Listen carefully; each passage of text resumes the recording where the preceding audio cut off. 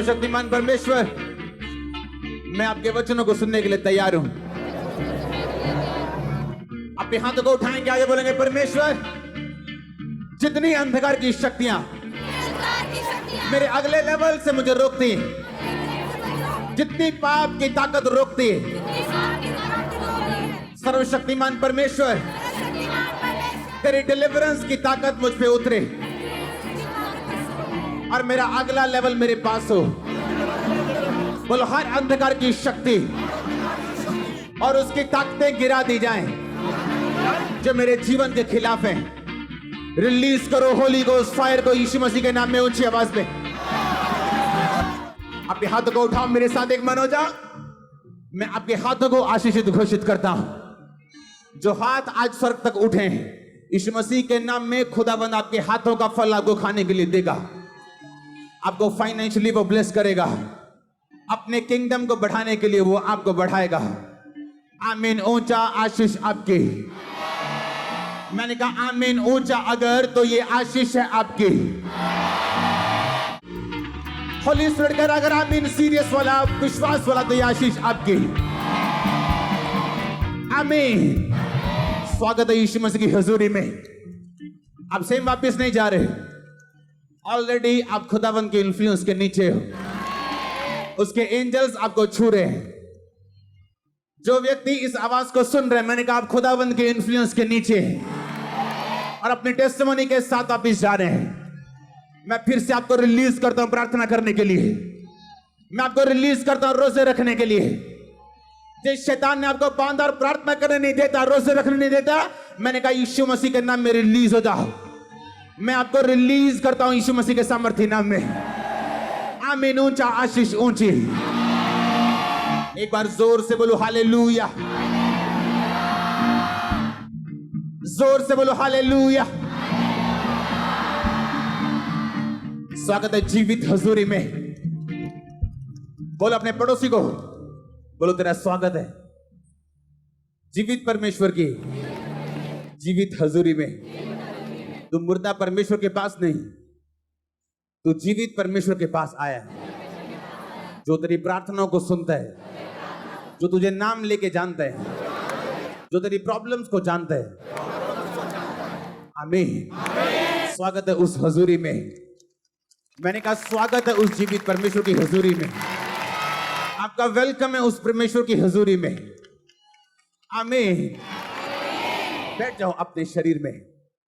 अपने हाथों को उठा, बोलो वचन सुनने के लिए मैं रेडी हूं। इसीलिए मैं यहां पे आया हूं, ताकि मैं खुदावंद को सुन सकूं।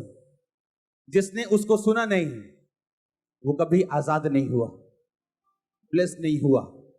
अगर हुआ भी तो उसकी ब्लेसिंग वापस चली गई। परमेश्वर, मैं आपको सुनूं और फल लेके आ। उठाओ अपने हाथों को। अपनी हजूरी से छू ले मुझे, रूकी ममूरी से भर दे मुझे, रूकी ममूरी से भर दे मुझे। मुझे छू ले, छू ले, छू ले तू, मुझे छू ले, छू ले, छू ले तू। छू ले मुझे, मेरा जीवन बदल। छू ले मुझे, मेरा जीवन बदल। सारे गुनाह जाए दिल से निकल, सारे गुनाह जाए दिल से निकल। मुझको पिला दे तू जीवन का जल। मुझे छू ले, छू ले, छू ले तू। मुझे छू ले, छू ले, छू ले तू। मुझे छू ले, छू ले, छू ले तू। मुझे छू ले, छू ले, छू ले तू। छू ले मुझे, मेरा जीवन बदल। छू ले मुझे, मेरा जीवन बदल। सारे गुनाह जाए दिल से निकल, सारे गुनाह जाए दिल से निकल। सब कली से गाए। सारे गुनाह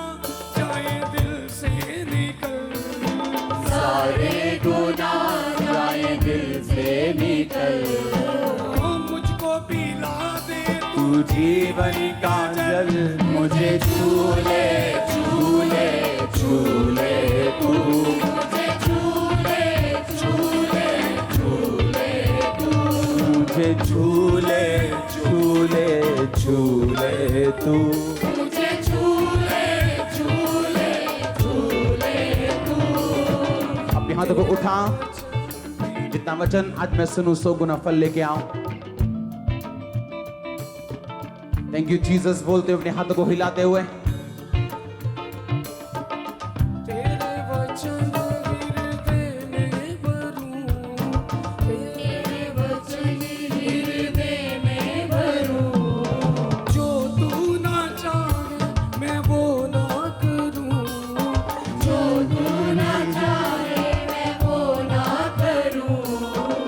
जब तक है सांसें मैं तुझसे डरूं, मुझे झूले झूले झूले तू मुझे झूले झूले झूले तू मुझे झूले झूले झूले तू, मुझे झूले झूले झूले तू। अपनी हजूरी से मेरे खुदा, अपनी हजूरी से मेरे खुदा, रूकी मामूरी से मेरे खुदा, रुकी मामूरी से मेरे। अपने हाथों को उठाओ। Thank you Jesus. ऊंची आवाज में हिला के अपने हाथों को वर्शिप करते हुए अपने दिल से, रूह से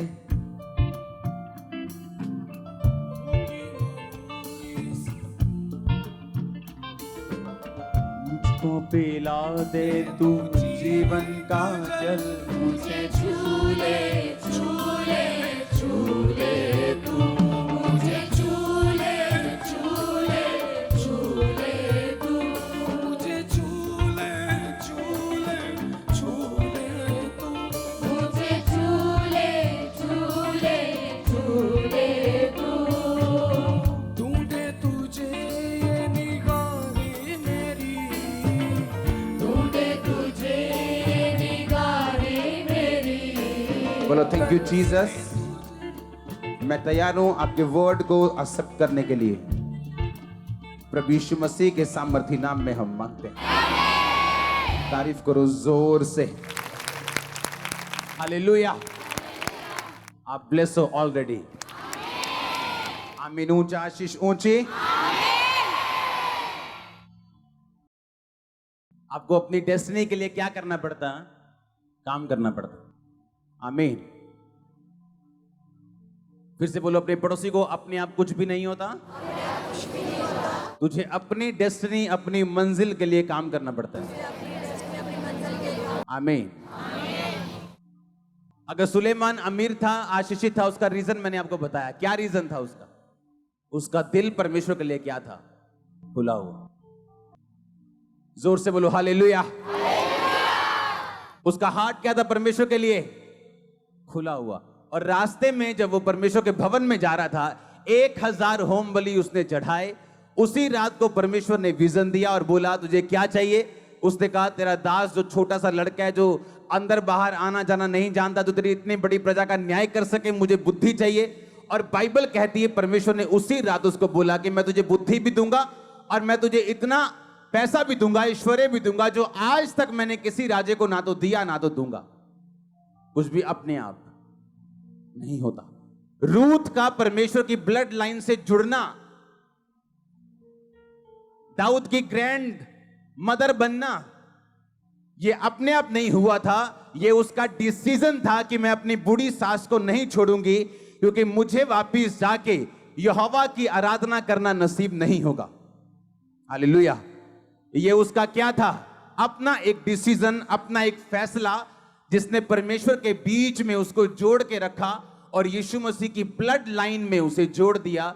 आज भी जब अब्राहम से लेके या आदम से लेके यीशु मसीह तक जब पीढ़ियों का वर्णन किया जाता है, कभी 42 पीढ़ियों का, कभी जब आप उसके माता के पिता के पिता की वर्णन को देखते हैं, तो उसमें रूत का जिक्र है, रूथ के हस्बैंड का जिक्र है। आमीन। मरियम आसमान से उतरी हुई फरिश्ती नहीं थी। बाइबल कहती है इसी धरती पे जीने वाली थी, और उसने कहा था, जब परमेश्वर ने उसको बोला था कि मैंने तुझे चुनता हूं एक लौते यीशु मसीह को पैदा करने के लिए, और तू गर्भवती होगी, तो बाइबल कहती है उसने कहा था परमेश्वर ने अपनी दासी की दीनता के ऊपर क्या की है? दृष्टि की। हालेलुया। अपने पड़ोसी को बोलो अपने आप कुछ नहीं होता। आज लोगों के पास बहाने हैं, हाँ है कि नहीं? कोई गरीब है इसलिए अपनी गरीबी में ब्लू फिल्में देख रहे हैं, क्योंकि उसे निराशा है, मैं अमीर क्यों नहीं हूं, मैं ऑस्ट्रेलियन क्यों नहीं हूं, मैं कनेडियन क्यों नहीं हूं, मेरा वीजा क्यों नहीं लगा। बाइबल कहती है जब यीशु मसीह पैदा हुए तो इजराइल की व्यवस्था के अनुसार उन्होंने अपने पहलौठे बच्चे को छुड़ाने के लिए एक जानवर लेके जाना था, और उनके पास अगर पैसा ना हो तो परमेश्वर ने कहा था तुम बड़ा जानवर मत लेके जाना, तुम कबूतर को ले जाना और उसके बदले अपने पहलौठों को छुड़ाना। और बाइबल कहती है मरियम और उसका हस्बैंड जो थे वो कबूतरों का जोड़ा लेके गए थे, उनके पास इतना पैसा भी नहीं था। पैसा ना होने के बावजूद भी परमेश्वर के साथ वो फेथफुल थे, वफादार थे, और परमेश्वर ने इतने बड़े काम के लिए उन्हें चुना। हालेलुया।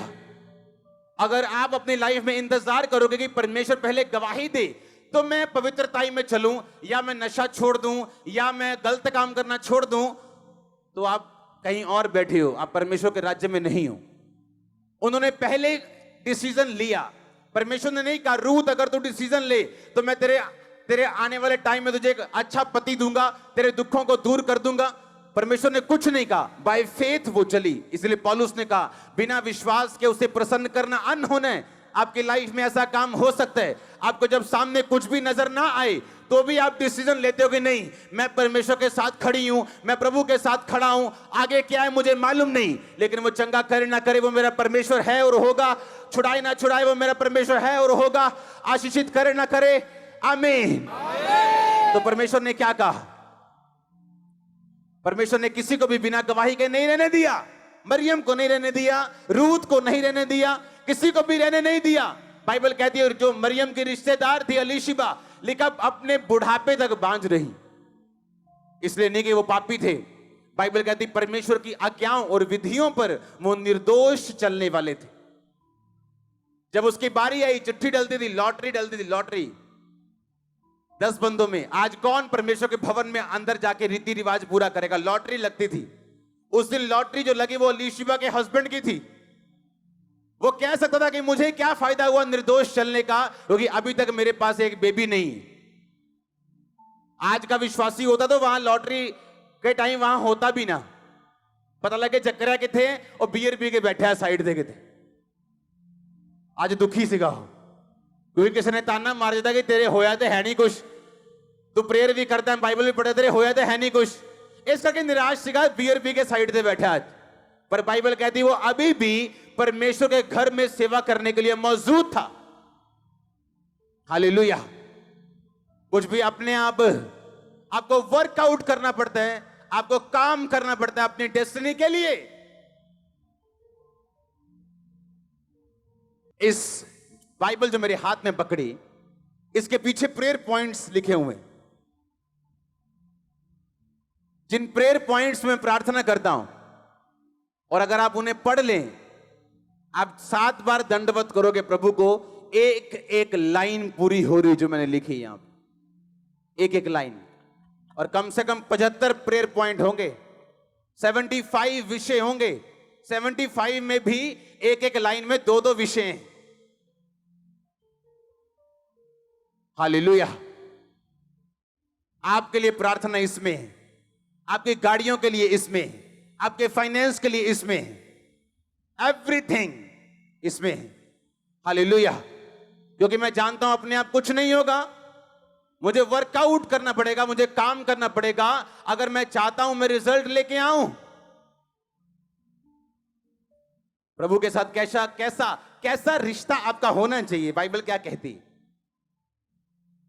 आपको एक बात बताऊं, बाइबल के सारे वचन हर बंदे के लिए नहीं, एक कलीसिया ने जब पौलुस के मिशनरी काम में उसकी सहायता की, पौलुस कहता अब मेरा परमेश्वर तुम्हारी हर घटी को मसीह यीशु में क्या करेगा। किसको बोला? किसको बोला? उस कलीसिया को बोला कि दारू पीने वाली कलीसिया को बोला, कि नशा करने वाली कलीसिया को, कि सेवकों की निंदा चुगली करने वाली कलीसिया को? किसको बोला उसने? जब एक कलीसिया ने उसकी मदद की मिशनरी कामों के लिए, तो पौलुस कहता अब मेरा परमेश्वर तुम्हारी हर घटी को मसीह में महिमा सहित पूरा करेगा। एक वचन जब हम पढ़ते हैं भजन संहिता 91 जो आपने बहुत बार पढ़ा होगा, उसमें लिखा हे यहोवा तू मेरा शरण स्थान ठहरा है। 9 आयत, तूने जो परम प्रधान को अपना धाम मान लिया है, इसलिए कोई विपत्ति तुझ पर ना पड़ेगी, ना कोई दुख तेरे डेरे के निकट आएगा। हालेलुया। अपने पड़ोसी को बोलो तूने जो परम प्रधान को अगर अपना धाम मान लिया है। आमीन। इंग्लिश में लिखा हैबिटेशन।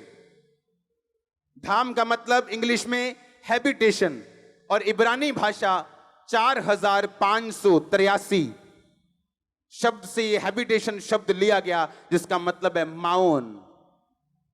माओन निकला 5772 नामक शब्द से, जिसका मतलब है, हम पढ़ेंगे, ओना।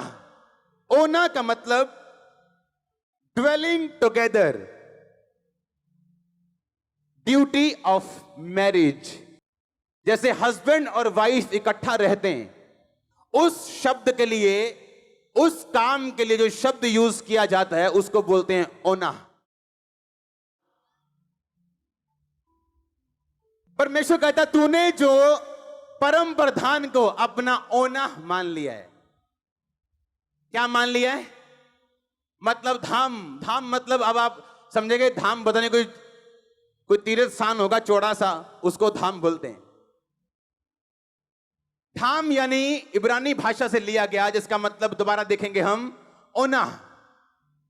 ओना शब्द तब यूज किया जाता है जब हस्बैंड और वाइफ इकट्ठे रहते हैं। ओना शब्द का मतलब ड्यूटी ऑफ मैरिज, इकट्ठे रहना। आपके बेस्ट फ्रेंड से आपकी लड़ाई हो जाए, आप 10 दिन उससे दूर रह सकते हो।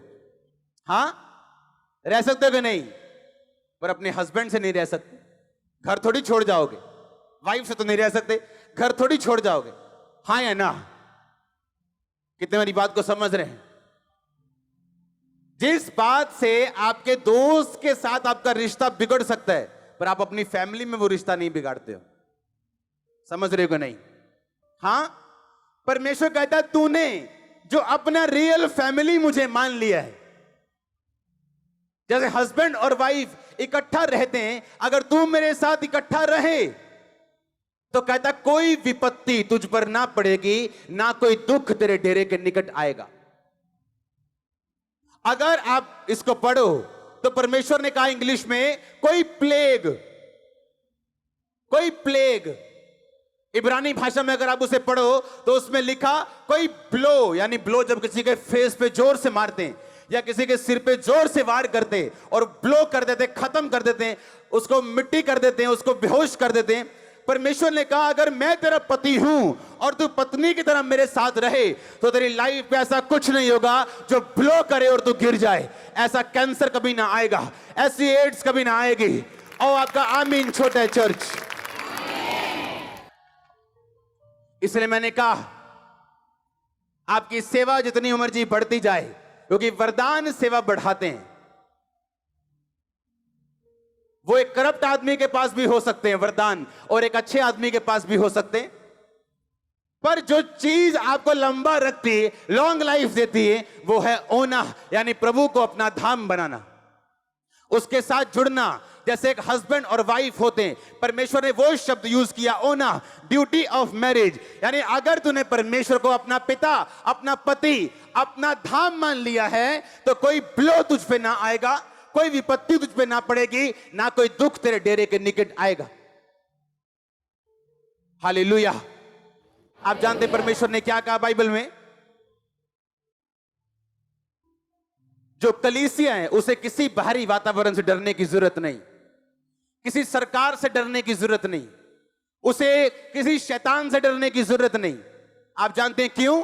बाइबल कहती है अपनी समझ का अगर तू सहारा ना ले, अगर तू यहोवा को याद करके सब काम करे, तो तू मनुष्य और परमेश्वर दोनों का अनुग्रह पाएगा। सुनो, मैं नहीं जानता कौन है क्या है, क्रिश्चियंस लोगों के ऊपर इंडियन गवर्नमेंट बड़ा फजल करेगी यीशु मसीह के नाम में। आप देखना, आप देखना, ओपनली कुछ ना हो लेकिन खुदाबंद करवाएगा। उसने कहा तुम मनुष्य और परमेश्वर दोनों का अनुग्रह पाएगा जब आप प्रोवर्ब्स नीति वचन 3 उसकी 1 से लेके आगे पढ़ते हैं। लेकिन अगर आपको काम करना नहीं आता, एक मिस्त्री जब काम शुरू करता है दिहाड़ी से, लेबर से 200 रुपए लेबर लेता है, और अगर बुद्धिमान हो तो साथ साथ में वो मिस्त्री का काम भी देखता रहता है। कितना एटल आई है ने सूत कितना कीता, हाँ लंबाई चौड़ाई किवें कीती, काम किवें कीता, और धीरे धीरे वही लेबर क्या बन जाता है, मिस्त्री बन जाता है। अगर वही मिस्त्री, फिर मिस्त्री का ध्यान ये नहीं होता कि मैं मिस्त्री बन गया हूं, फिर वो ठेकेदार की तरफ देखता है, कितने पैसे लए ने, किवें लए ने, कितना लए ने, की हिसाब किताब लाया। फिर जब वो बुद्धिमान मिस्त्री ठेकेदार बनता है, आमीन, फिर वो ठेकेदार बन के भी खुश नहीं, फिर वो आगे देखता है बड़े बड़े कॉन्ट्रैक्टर्स ये कैसे काम करते हैं, जीएसटी नंबर लेते हैं, आगे काम करते हैं। लेकिन जो बुद्धू लेबर है वो लेबर का लेबर रहता सारी उम्र। आप समझ रहे कि नहीं? हाँ, उसी तरह एक क्रिश्चियन है तो क्रिश्चियन आता चर्च है, आमीन भी बोलते हैं, प्रेयर भी करता है, लेकिन उससे ये नहीं पता बाइबल में लिखा क्या है। मैंने क्रिश्चियन लोगों को घटनाओं का शिकार होते देखा, ब्लो होते देखा, क्योंकि आपको इसके खिलाफ प्रार्थना करनी पड़ती है अगर आप चाहते हो कि ये चीजें आपके साथ ना घटें। एक सेवा में बंदा, अच्छा बंदा, पवित्रताई में बंदा, एक हॉस्पिटल में काम करता था जहां किडनी पेशेंट आते थे। बोलता था पता क्या, कहता यार मेरे को किडनी पेशेंट देख नहीं होते डायलिसिस वाले, रब्बा जो मर्जी हो जाए किडनी का रोग ना मैनू लाई। उसको किडनी का ही रोग हुआ, दोनों किडनियां फेल हो गई, अच्छे बंदे की। क्यों? शैतान डर को सूंघता है।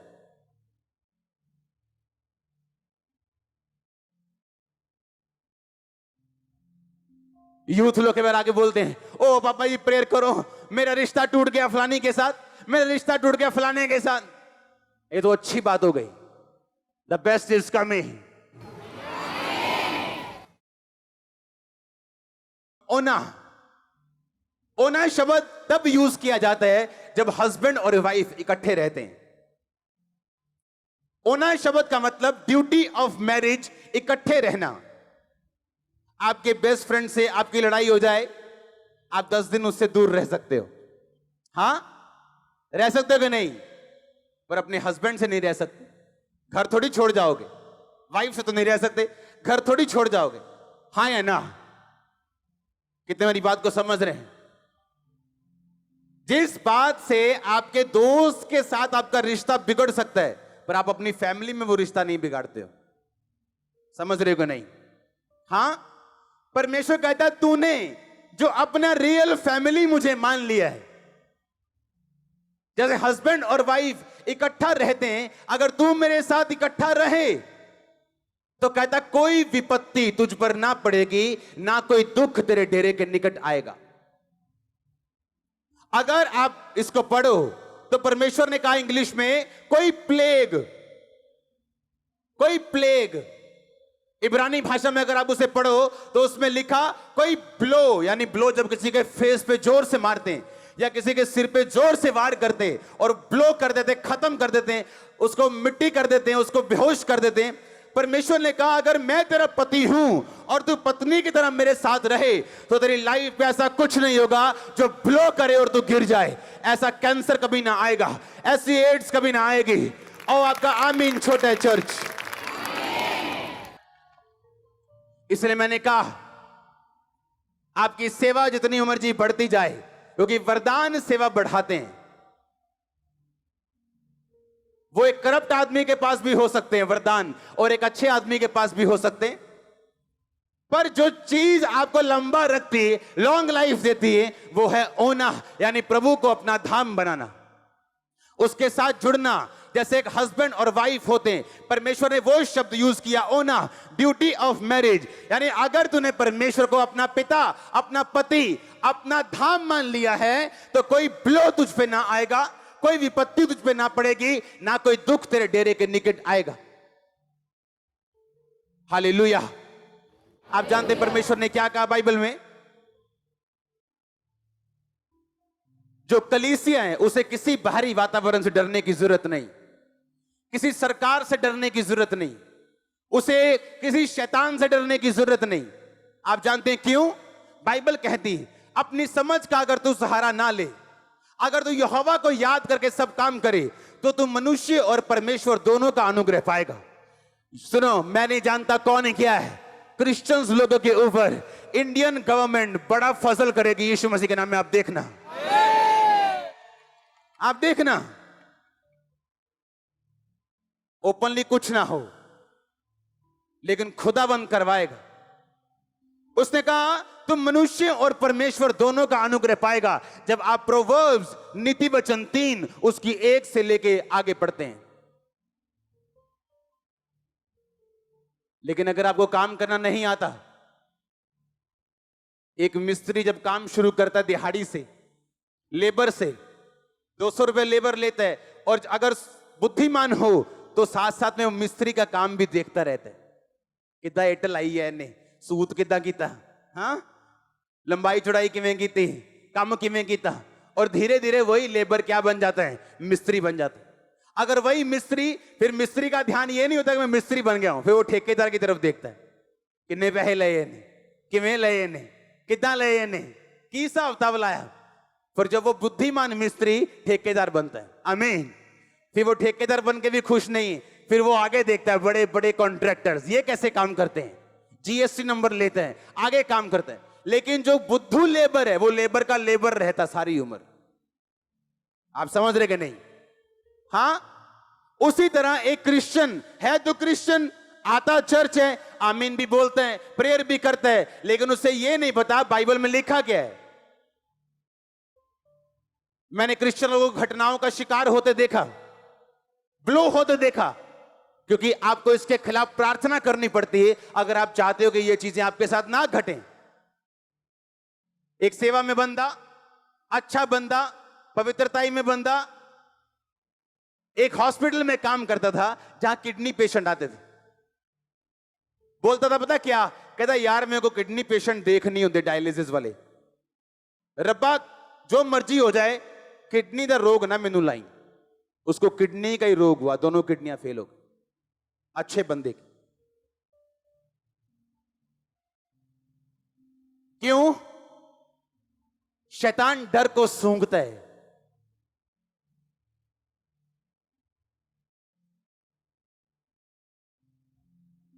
यूथ लोग के बारे आगे बोलते हैं, ओ पापा जी प्रेयर करो, मेरा रिश्ता टूट गया फलानी के साथ, मेरा रिश्ता टूट गया फलाने के साथ। ये तो अच्छी बात हो गई, द बेस्ट इज कमिंग।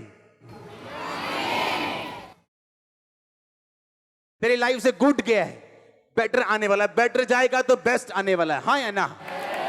क्योंकि आप वचन को अपने लिए कैसे काम करने के लिए मोड़ना है आप जानते हो, पर अगर आप कुछ नहीं जानते आप रोओगे, आप चिल्लाओगे।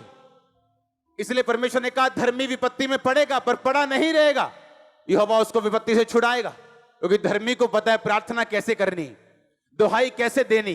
धर्मी चुप करके बैठा रहेगा तो शैतान आएगा, थप्पड़ मार के चला जाएगा, धर्मी कुछ नहीं होगा, परमेश्वर भी कुछ नहीं बोलेगा।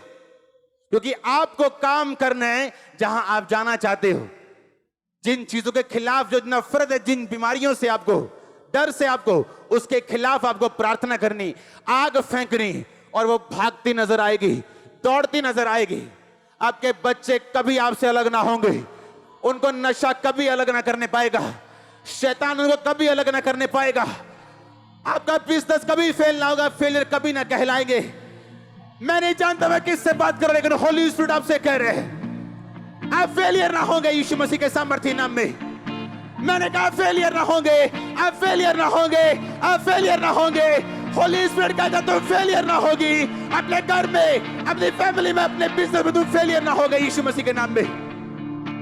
हालेलुया। लेकिन आपको काम करना पड़ता है। आमीन, आमीन। जिस टाइम आप सोते हो, कौन से टाइम सोते हो? 10 बजे, 12? फेसबुक का जमाना है आजकल, हाँ? तो 12 हो गए, पहले 10-11 होते थे। जिस टाइम आप सोते हो उस टाइम मैं जागता हूं। मैं सुबह सोता हूं 8 बजे, पिछले कितने दिनों से। मुझे एक बात मालूम है, अपने आप कुछ भी नहीं होगा, नहीं होगा, अपने आप कुछ नहीं होगा। आपको उस काम के लिए प्रार्थना करनी होगी, आपको बोना होगा, आपको चलना होगा, फेथ दिखाना होगा, आपको स्ट्रांग रहना होगा परमेश्वर में। आदतें छोड़नी होंगी जो खुदा को पसंद नहीं। हालेलुया। ताकि आप आगे बढ़ सकें। शैतान को नफरत है आपके अगले लेवल से, नफरत है उसको फेसबुक देनी पड़े, उसको व्यभिचार देना पड़े, उसको चोरी देनी पड़े, वो कुछ भी देगा आपको प्रार्थना से रोकने के लिए। क्योंकि एक बार करप्शन दाखिल हुई, प्रेयर फिनिश हो गई। आप करोगे, आपको मालूम है खुदावंद सुन नहीं रहा मेरी।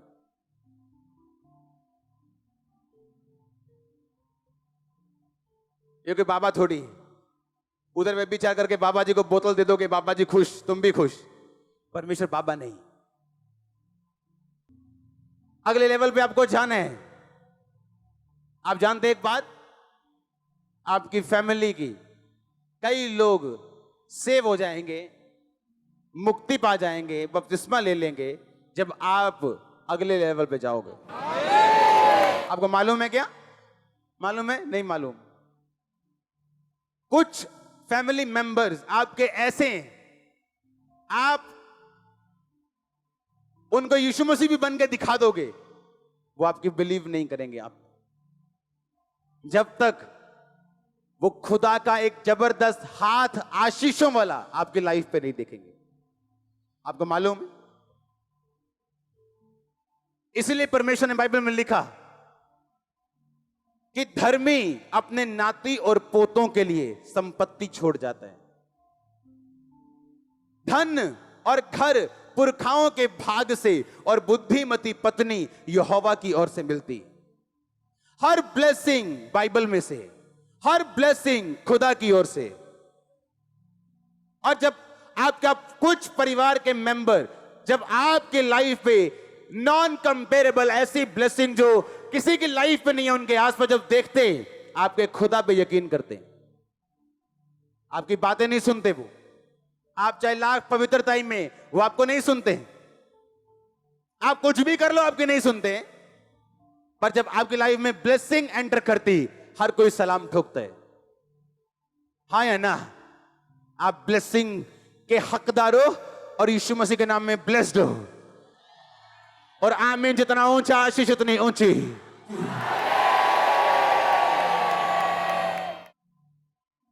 हालेलुया। मैं आप में वो बीज डाल दूंगा कि आप बढ़ोगे। आपको मालूम होगा कुछ भी अपने आप नहीं। पौलुस कहता, पहला कुरिन्थियों 14 में कहता, सुनो मेरी बात, घर जाके पढ़ना।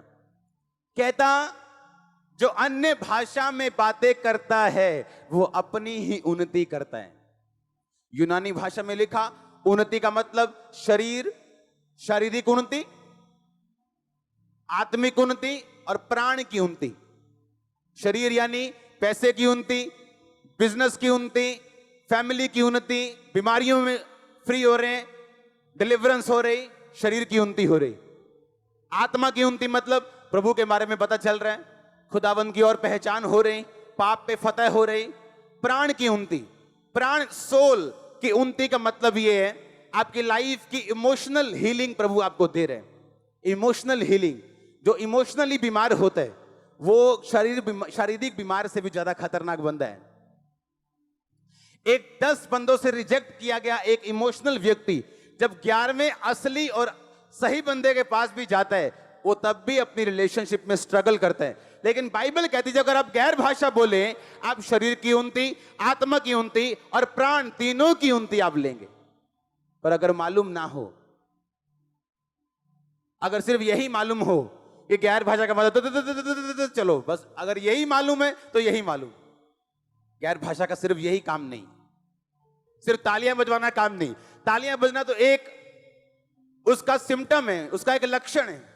सामर्थ्य आप पे आती, कहता उन्नति होगी तेरी, किसकी? शरीर की। बीमारियां जाएंगी। आज मैंने एंजल को शाम को जब मैं प्रेयर कर रहा था, ब्लड साफ करते देखा आप लोगों का। ब्लड, आपका ब्लड साफ करते देखा मैंने। आप जाएंगे जब रिपोर्ट्स करवाने, आपका ब्लड बच्चों की तरह प्योर आने वाला है। और ये आमीन ऊंचा और आशीष ऊंची है। हालेलुया। आप समझ रहे कि नहीं? शरीर की उन्नति और किसकी उन्नति? आत्मा की। आपको बाइबल समझ नहीं आती थी, आप पढ़ते हो लेकिन समझ नहीं आती। लेकिन जैसे जैसे आप आत्मा में बढ़ते हो, आपको बाइबल समझ आती है।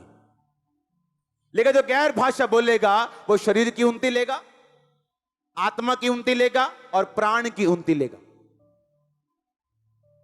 जब प्राण की उन्नति होती, आपकी फैमिली में, आपके क्लोज में, आपके दूर में जो रिलेशनशिप्स हैं आपकी, वो स्ट्रांग होती।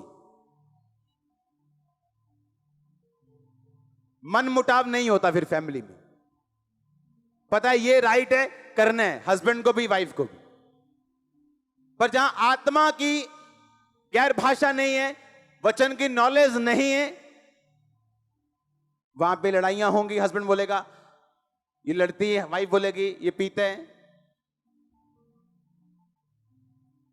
लेकिन अगर ये बात आपको मालूम नहीं कि गैर भाषा बोलने से क्या हो सकता है, तो ये आपकी गलती है। और पौलुस ने नहीं कहा कि खुदा से मांगो और वो तुम्हें आत्मा की भरपूरी देगा। कहता पवित्र आत्मा से तुम भरपूर होते जाओ। उसने ये नहीं कहा तुम मांगो, कहता होते जाओ। खोना कैसे? कहता स्पीकिंग टू योरसेल्फ, अपने आप से। कहता बात कर। जब तू अपने आप से बात करे तो बाइबल के बीच से बात कर। अपने सिम्टम्स नहीं देखने। हाय मेरी लत सोई जाती है, मम्मा जी करियो प्रेयर। मेरी भाई बोले क्या बोल रही तू? अगर तू मुंह से बोली जाएगी मेरी लत सुन, मेरी बांह सुन, तेनू खुदा भी तेरे सुनपन नू हटा नहीं सकता। जो गरीब है बोले मैं अमीर हूं, जिसकी टांग सुन है बोले उसके कोड़े खाने से। उसने सिम्टम नहीं देखना, उसने वो बोलना है जो बाइबल कहती है। मैंने क्रिश्चियन लोग देखे 40 साल तक प्रेयर लाइन में खड़े हैं, दुष्ट आत्मा नहीं जा रही। शेम आनी चाहिए, शर्म आनी चाहिए, शर्म। क्रिश्चियन बंदा दुष्ट आत्मा की डिलीवरेंस के लिए खड़ा है। आपके अंदर इतनी पावर है, आप अपने मुंह से शैतान को शर्मिंदा करके सारी उम्र बिना खेले शैतान पे फतेह पाके जी सकते हो, सिर्फ अपने मुंह से। प्रेयर की जरूरत नहीं, नहीं जरूरत। मेरे वर्ड्स लो, प्रेयर की जरूरत नहीं। बाइबल कहती है मैंने तुम्हें सांपों और बिच्छुओं को रौंदने का पूरा अधिकार दिया। किसी वस्तु से तुम्हें कुछ हानि नहीं होगी। लेकिन तुम कहते हो नहीं जी शैतान था 40 साल तो मेरे पीछे, एक ही में जा सकता है। मैं तो देना या गाटी पाई है पूरी, मैं तो जान ही नहीं देना इनू।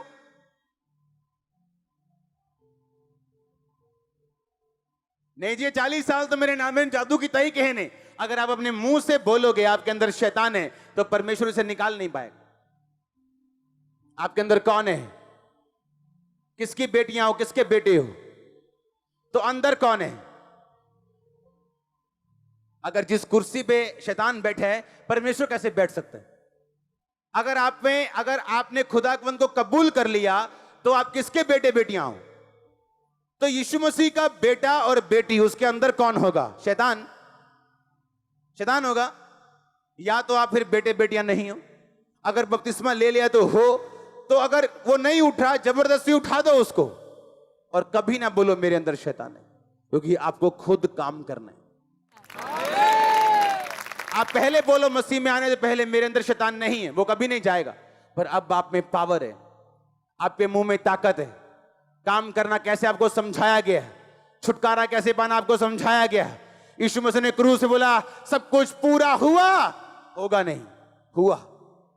तेरी मुक्ति का काम हो गया, छुटकारे का काम हो गया, चंगाई का काम हो गया, बरकत का काम हो गया, सब कुछ पूरा हुआ। अब तू स्वीकार करेगा, पूरे हुए कामों पे विश्वास करेगा, तू पाएगा। पौलुस ने कहा मैं ये चाहता हूं तुम भविष्यवाणी करो। हर बंदा प्रोफेट नहीं है। आप अपने लिए प्रोफेसी कर सकते हो सुबह उठ के, मैं आशीषित हूं, आगे बढ़ने जा रहा हूं, अगले लेवल पे जा रहा हूं, मेरी गवाहियां लोग सुनने के लिए आएंगे। और साथ साथ अपनी लाइफ में प्रार्थना, पवित्रता, बाइबल और रोजों को रखना और डिक्लेयर करना। देखो कहां जिंदगी जाती है आपकी।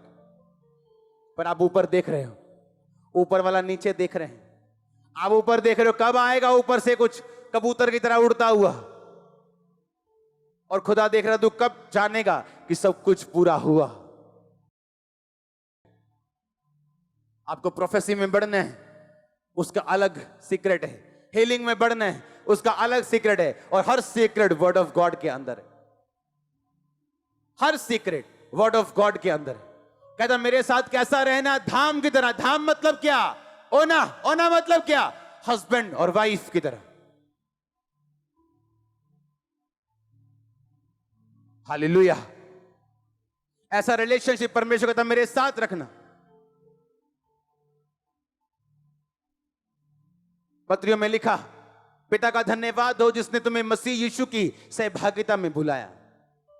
सहभागिता का मतलब भी यूनानी भाषा में है, जिस तरह हस्बैंड और वाइफ होते हैं, उसी सहभागिता में परमेश्वर ने तुझे अपने साथ बुलाया।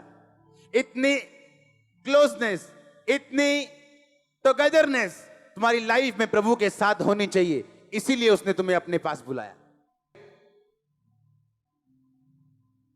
आपका हस्बैंड, आपकी वाइफ, आप एक्सेप्ट करोगे आपका हस्बैंड आपको छोड़ के किसी और के पास जाए?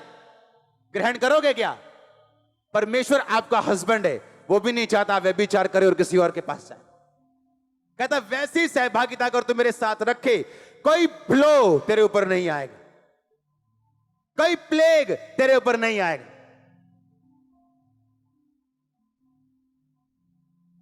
लड़ो और जीतो, क्योंकि कुछ ब्लेसिंग्स ऐसी जो आपके परिवार के उद्धार का कारण बनेंगे। अगले लेवल पे जाने के लिए आपको अगले लेवल की तैयारी भी करनी पड़ेगी। आपका छोटा बच्चा जब नैपी डालता है, हाँ, आप खुश होते हो, मेरा बच्चा अच्छा है। हाँ, जब वो 3 साल का हो जाए, 4 का हो जाए, फिर 5 का हो जाए और फिर भी नैपी डाले, अच्छा लगेगा? अगर 18 साल का हो गया नैपी डाले तो क्या होगा? और बोले मम्मा नैपी उतारना जरा, पॉटी की है, क्या बोलोगे? थप्पड़ मारोगे? मारोगे कि नहीं? आप 18 साल के हो गए हो आत्मा में, पर अभी भी नैपी लगा है पीछे। प्रेयर कितनी है? 15 मिनट। अच्छा, कितनी देर से चर्च जा रहे हो? 5 साल से। प्रेयर कितनी है? 15 मिनट। तुम उस बच्चे की तरह हो जो शरीर में जवान हो गया पर अभी भी नैपी लगा के बैठा, आत्मा में, दिमाग में जवान नहीं हो, मंद बुद्धि। आज कितने केस आए होंगे मंद बुद्धि? पूछो उनके माता पिता से, क्या अच्छा लगता है ये मंद बुद्धि रे? बोलेंगे नहीं, हम प्रार्थना करते हैं ये चंगा हो। क्यों? कोई माता पिता नहीं चाहता। कितने रोजे रखते हो तुम हफ्ते में? एक भी नहीं। तुम शरीर में तो बड़े हो गए हो पर दिमाग में अभी छोटे हो, आत्मा में इतने छोटे हो, अभी भी नैपी लगा है तुम्हारे पीछे। छोटा बच्चा जो नखरे करते हैं उसको मम्मी डैडी सहते हैं, जब बच्चा बड़ा होता है तो वो नखरे नहीं सहते। छोटा बच्चा जब पापा घर से निकलते बोलता है पापा वीडियो गेम ना लेके आए ना, तो देखना मार पड़ेगी। और जब बेटा बड़ा हो जाता है, बाप कहता अगर ये काम ना हुआ मेरे आधे तक तो मार पड़ेगी। हम क्या बोले? बाप बदल गया, पापा का प्यार चेंज हो गया? नो, पापा छोटे बच्चे से और तरह से बात करेंगे, लेकिन जब बच्चा बड़ा हो जाए उससे और तरह से करेंगे। आप बड़े हो चुके हो, आप जब मसीह में आए थे छोटे थे, अब खुदावन ऐसी मुसीबतों से आपको होकर गुजारेगा जानबूझ के, आपको बड़ा करने के लिए, आपको चेक करने के लिए, परखने के लिए, आपके विश्वास को टेस्ट करने के लिए। बड़े हो जाओ, बड़े हो जाओ, बड़े हो जाओ। अभी भी डर रहे हैं बपतिस्मा लेने से। चर्च में आते 5 साल हो गए, अभी भी डर रहे हैं फास्टिंग करने से। अरे अब तो डॉक्टर्स ने कहना शुरू कर दिया हफ्ते में 1 उपवास किया करो। अब तो डॉक्टर्स भी बाइबल की पावर को मानने लगे कि अगर 1 हफ्ते में उपवास करोगे तो लीवर अच्छा रहेगा। जब बाइबल कह रही उस पर यकीन करो। अब तो डॉक्टर भी कहने लग गए। हालेलुया। अपने पड़ोसी को बोलो काम कर, खुदा ने तुझे ताकत दी है, तू काम करेगा और फलवंत होगा। पौलुस कहता पवित्र आत्मा से भर, कहता गैर भाषा बोल, कहता भविष्यवाणी कर। जो चाहिए, अगर आज कान खुले, आंखें खुली, जो मैं कह रहा हूं उसे ध्यान से सुनना। जो चाहिए उसमें कदम रखो अगला, यीशु मसीह के नाम में अपने आप। मैं नहीं जानता आप समझेंगे नहीं। मैंने कहा जो चाहिए उस पे कदम रखो, अगला खुदा आपके साथ है।